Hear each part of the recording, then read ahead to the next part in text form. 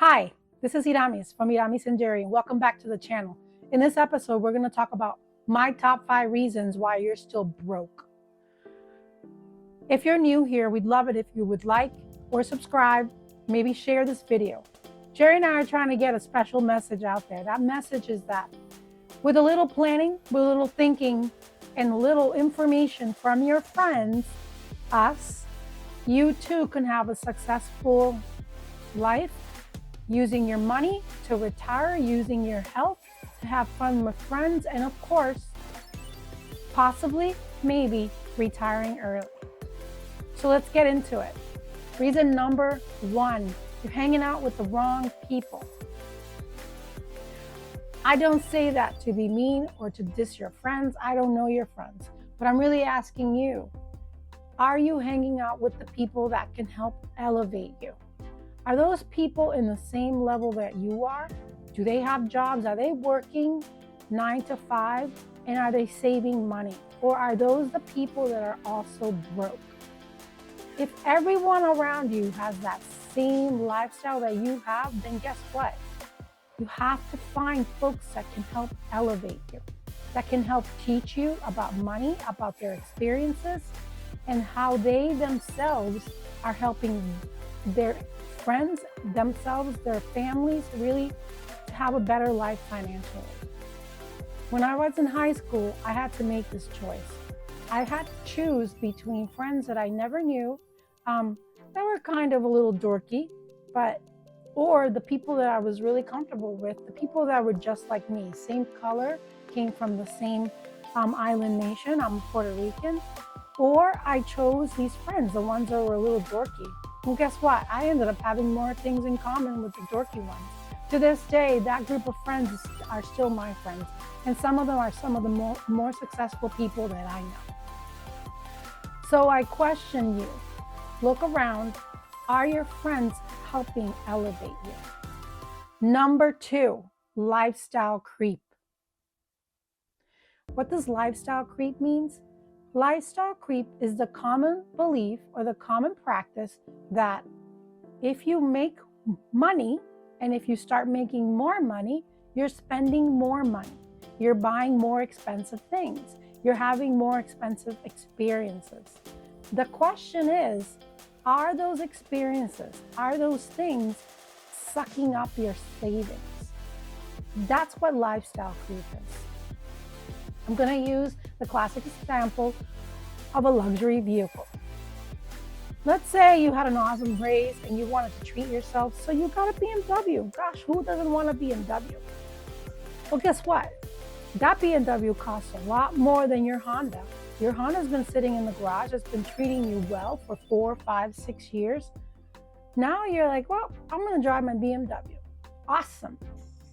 So you got a BMW and then you got a Honda driving down the street. Last time I checked, the speed limit did not increase to over 55 miles an hour, specifically if you're in a city. And if you're in the city, driving into work and driving home, you're probably stuck in bumper to bumper traffic. Guess what? A BMW didn't help you get there faster. Not unless it suddenly became a hover car or acquired wings. I get it, you got there in style, but thinking a little bit into the future, I'd rather retire early and in style than have a fancy car now when I really can't afford it. Just think about that. Number 3, you lack a budget. A budget means that you understand what's coming in and what's coming out every month, and you understand how you're spending that money. One thing about a budget is the budget helps you decide how you're going to save. Hopefully, you're paying yourself first. And what I mean by that is you're paying yourself before you pay anyone else.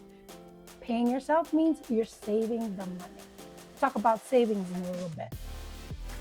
So, do you have a budget? Guess what? If you had a budget, you'd be able to understand how much money you have to spend on all those fun things. And I promise you, when you're sitting there deciding where you want to vacation, where you want to have dinner, who you want to hang out with, and what drinks you're going to have, you're going to feel a lot better about spending that money if you know that you have a budget and you know where you put the money. So get a budget. It's easy. 20, 30 minutes every week, you can figure this out. I know you can. You're super smart. Number 4, savings versus investing. I get it. You got to number 3, you're excited because you probably have a budget and you know you were saving. Awesome. You love that you've been saving.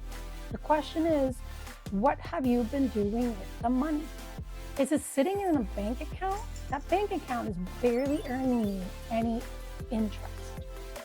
So tell me, where is it? In the bank account? Well, guess what? You should be investing it. You should be putting it in a brokerage account. Why? Because let's give you a good example. $500, you're saving $500 every month for the past, 4 or 5 years. You saved about $30,000. Awesome. Love that. If it was sitting in the bank, you might have earned maybe $200, $500, maybe $600 on interest. Well, guess what? If you put it in a brokerage account, you would have earned about 10 to 11% depending on the market. That would have been that you could have potentially had about $40,000. That's an incredible $10,000 ad, and you didn't do anything. All you did was put it in a brokerage account. You know what that means? That means your money was working hard. You're already working hard. We want your money to work harder. We want your money to work smarter. So yeah, invest that money. And the 5th reason that I think you're broke is because you're financially illiterate. Don't take that the wrong way. 43% of Americans are financially illiterate. And what does that mean? Being financially illiterate means that you do not understand what a capital gain is, what a compound interest is, what dividends are. The fact that you can live off of dividend, that's mind-blowing, right? From the money that you save now, you could be living off those dividends in 10 to 20 years. It's important for you to be financially literate so that you can understand how you're living your life to the max with the money that you're earning, with the money that you're saving, with the money that you're investing. It's also incredible for you to be able to educate yourself on 401ks. I get it. That's not sexy. You don't want to talk about a 401k. Who does? Well, guess what? 401k is probably one of the first times that you will see your numbers creep up. In this country, all millionaires make their first $1 million within a 401k plan. I'll say it again. Most millionaires make their first $1 million within their company's 401k plan. So, I am going to challenge you. Go talk to your company, talk to your employer, find out what the options are. When you do that, you're going to ask them, do you match? What does that mean? When a company matches, it means that it matches a certain percentage of the money that you're already putting in. So I think you're smart because, again, you're here, you're talking to me, you're listening to me. That's free money.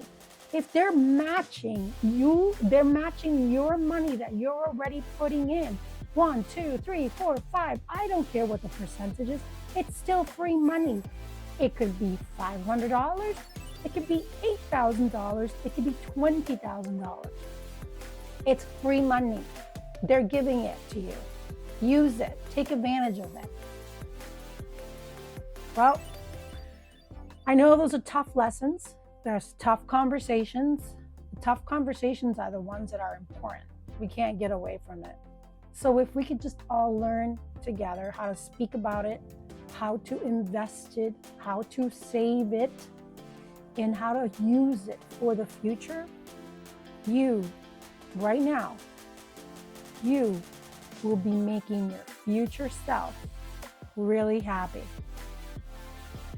So with that, I'm going to leave you. Subscribe, like, and as usual, happy savings.